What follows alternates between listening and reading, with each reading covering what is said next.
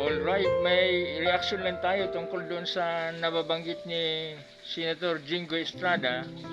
At ito isang reaksyon na kung saan pinapangalanan niya, no? Hindi ko alam yung mga sisyo na nangyayari sa kanila ng Senado, pero nakikita ko lang na kung saan pinapangalanan niya, at ito'y nalalaman ko na kung sino yung kompletong lista, no, na kanyang binanggit. So yung integrity, no, at nagagalit siya ang integrity ng Senado, o integrity ba ng mga senador o ang institusyon ng Senado. So itong isa ka importanteng at mahalaga ang branches ng legislative, dahil ito ay pinaka-vital rin, lalong-lalo na sa panahon sana ng ating West Philippine Sea issue, ay malaking tulong sana sila paggawa ng mga konkretong batas sa hinaharap natin, dahil ito isang seryoso, no, urgent at kailangan mapaghandaan, dahil ito'y humanity disaster, no?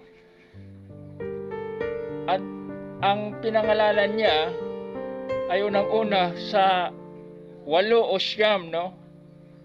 Siyam hindi pa pinangalanan, pero ang 8 ay definite na pangalan ng mga senador, no? Senador Robin Padilla, Senador Christopher Bongo, Ramon Bong Revilla, Ronald Bato de la Rosa, Jingo Estrada, Leito Lapid, Cynthia Villar, at ito naman ay probable si Senador Pia Cayetano. At talagang alam naman natin yung kapatid niya, no, si Alan, ay yung diehard kay Digong yun. So ngayon naman, pagdating naman dito sa tinatawag na confidential fund, ay yun naman ay ibig sabihin may partisipasyon kaming mga ordinaryong tao, dahil ay pira naman ng gobyerno na kung saan ay ginagastos.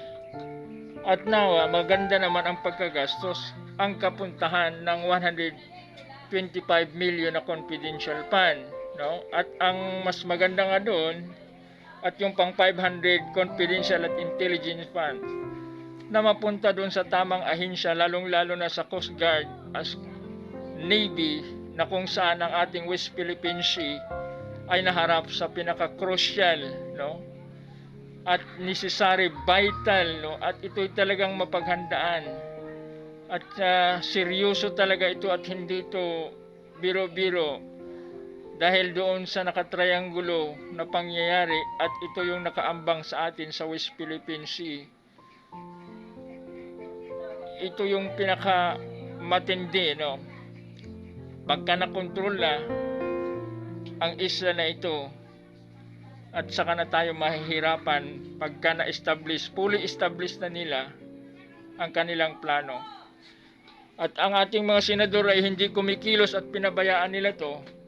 So ngayon, ang kanilang pinagkaabalahan ay ang mga problema sa mga local issue, at pwede naman sana sa korte na lang dadalhin, o kaya sa mga probinsya at municipality, sila na lang ang mag-imbestiga. Pero ang ating Senado, bakit kaya pagdating sa China issue, karamihan sa kanila ay parang iniiwasan nila, at yung iba hindi nag-participate? Bakit kaya? Anong mayroon? At hindi nila tinitingnan ang kabuuan ng issue sa darating na panahon at sa future ng mga bata. At nawa, ang sabi ni Kaper Silapid at ni Trillanes na darating ang pagbabago, at lahat ng dugo ni Kaper Silapid ay marami na nagsasalita ngayon, at marami na ang tumatayo doon sa pagbabago, na kung saan ang ating judicial system, executive at legislative, ay mapupukaw na ang kanilang mga damdamin at kanilang mga kaisipan kung ano yung tama at kung ano yung mali, at hindi na sila magpapagamit, dahil hindi naman to panahon ng mga Duterte administration, at ito'y panahon na ng Marcos administration. At nawa suportahan natin ang ating gobyerno, at magmasid tayo sa mga tama at mali, at ang independent ng pamamahayag, kalayaan natin magsalita ay tuloy-tuloy pa. At ito lang ay nakakasubo o nakakalungkot, na ang kalayaan sa media, ang kalayaan sa pagpahayag ay madali na lang nilang kitilin ang buhay ng mga broadcaster dahil hindi naman sila binibigyan ng karapatan lumaban kundi lumaban lang sa salita. At tayo patuloy na magmatyag kung ano man ang mabuti para sa ating bansa at future ng mga leader, at tayo ay nakakita at naipapahayag natin kung ano yung tama, nararapat, at nawa pagpalain tayo kung ano yung mabuti at magkaisa tayo sa ano yung matuwid. Thank you.